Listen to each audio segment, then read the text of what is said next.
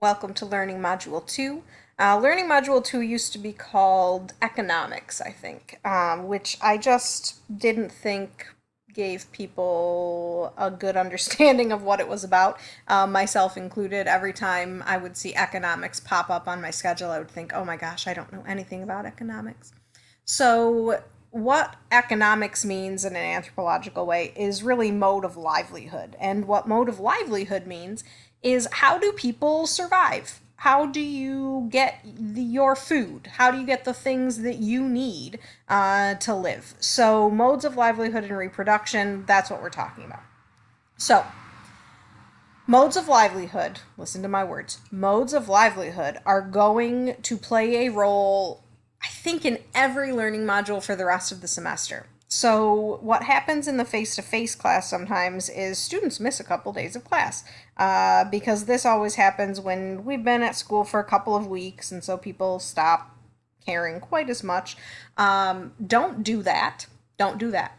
So, this learning module is critical literally for the rest of the semester. Please make sure that you understand it. So, know the five modes of livelihood and their characteristics. Know what livelihood is and consumption is. Know what the modes of reproduction are. So, the modes of reproduction are going to play back on the modes of livelihood. And so, again, the class is cumulative, especially in the sense that it just literally builds on itself throughout the semester. So, make sure you understand the modes of livelihood, how they impact the way people live and treat their kids, and all of these things. So here are your requirements. You've got the PowerPoint files, you've got the chapters in the book. I used to assign a chapter of a physical book called Nickel and Dimed, but I don't make students buy the book because I don't make you read the whole book. And with this online course, it was just sort of a mess. So instead, what I do is I just tell you what Nickel and Dimed is about, but I still want you to respond to the concept. So that's your writing assignment. It's about an anthropologist, a sociologist, actually, I think, who in 2001 traveled around the United States getting quote unquote unskilled labor jobs and trying to live off of them, and how difficult that was for her. And so, one of the things that students really notice with this was written in 2001. So, conceivably, she did this research in the 1990s, right? And it's still so relevant today. People who have minimum wage jobs can't afford rent and can't feed themselves and their children and pay for medical bills and all of this stuff. This is not new in this country. And so, what this woman, this professor, was pointing out through this research was just how incredibly difficult it is for people to survive in these jobs. As a sort of pause aside, I live on a farm road, and I record all of these in my living room with the windows open, and so you're probably hearing farm equipment go by all the time, and I apologize for that. But I don't turn my air conditioning on, so I have to leave my windows open. So anyway, unpause.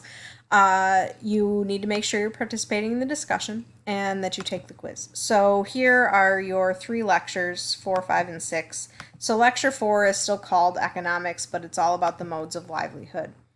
Let's go here. There are 5 modes of livelihood: foraging, which is hunting and gathering; horticulture, which is like small scale-ish farming. It's farming that you do by hand. You can use tools, but you don't use animals and you don't use machinery sort of stuff. Pastoralism is working with herd animals. So if you herd cows, this is not, I have a dairy farm. This is your culture relies on your herd animals. Agriculture is large scale farming, so you do use animals or machinery. I live on an agricultural road. And then industrial, or industrial digital, I sometimes call it, that's us for the most part. So, I mean, even though I live on an agricultural road, we have agriculture, but we have industrial agriculture in this country. I buy my food at Tops. So that's industrial livelihood. I work in a situation that doesn't necessarily directly impact the way people eat. right? So if you're foraging, your job is to forage. Foragers are actually this counterintuitive for a lot of people, but foragers are actually the most affluent people because no one in a foraging culture is really starving. Everybody shares everything. Most of their time is actually leisure time because their only jobs, as we think of them, are hunting and or gathering their food. They don't do a lot of food processing, and so everything in your life is impacted by your mode of livelihood, right? I can't do these little videos as like um, webcam videos because I am currently living in a house that is under construction because we live in this industrial culture and it's totally normal to buy a house that's bigger than what you need and it's, you're spending all of your time doing this stuff. Could I survive in a much smaller home? Could I survive in a tent? Yes, I could. So our culture dictates the way we expect to live and what we see as normal. And all of this can be related back to this mode of livelihood. So you 100% absolutely positively must know the five modes of livelihood and the characteristics of them. So this lecture, let's look at the foraging one.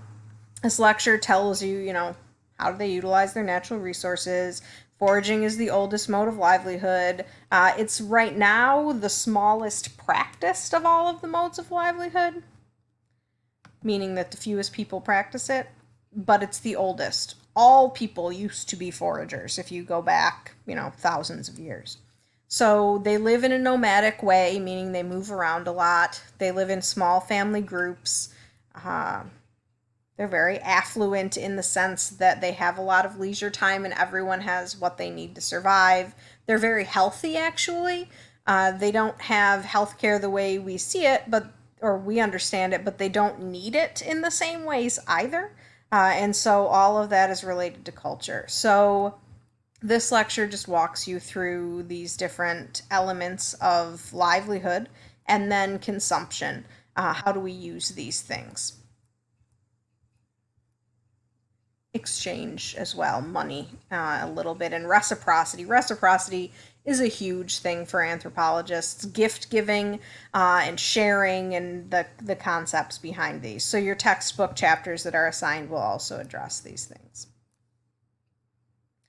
So that is lecture 4. Lecture 5 then looks at modes of reproduction, which again tie back to modes of livelihood. So, modes of reproduction is talking about how the population is changing, birth and death. So, where you have 5 modes of livelihood, you actually have 3 modes of reproduction: foraging, agriculture, and then industrial digital. So, you need to be able to categorize these modes of reproduction. Again, we are industrial digital. We actually right now are experiencing a population flux where there aren't as many babies being born as there are people dying. And that very, very much affects our whole country. It affects our economy. It affects everything. So the reason for that, arguably, and there are a couple of perspectives of this, but anthropologically, the reason for that is that children are not really valued. It's more expensive, it's incredibly expensive to have a child. Healthcare, one thing, but that wasn't actually what I was starting to say. I was going to say childcare. Paying for childcare when both parents in today's economy are required to have a job is almost as much or sometimes as much or even more than one of those parents is actually making. And so it's cheaper not to have a kid at all. So there are, other reasons, but that's a major one. In agricultural modes of reproduction, children are put to work. And so children are actually worth a lot. And so people have more children because then they can produce more things.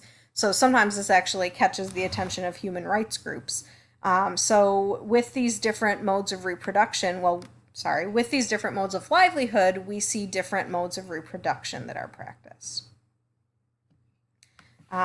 Culture has a major impact on how many children you have, in part due to the value of children, due to healthcare access, due to birth control access, due to the way culture treats sex and sexuality. So that's what this is looking at.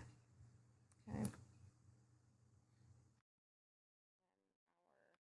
last lecture, this seems tangential if you think of the first one as being about economics, but it's really about how people survive. Well, this is about health. So this is looking at how different cultures treat disease and illness and just health in general. So, for instance, some illnesses are specific to cultures. Anorexia and bulimia are seen only in Western cultures, and they're seen almost exclusively among white adolescent females. And so that is a culture specific syndrome. It's something that we don't see cross culturally, it's a product of a culture.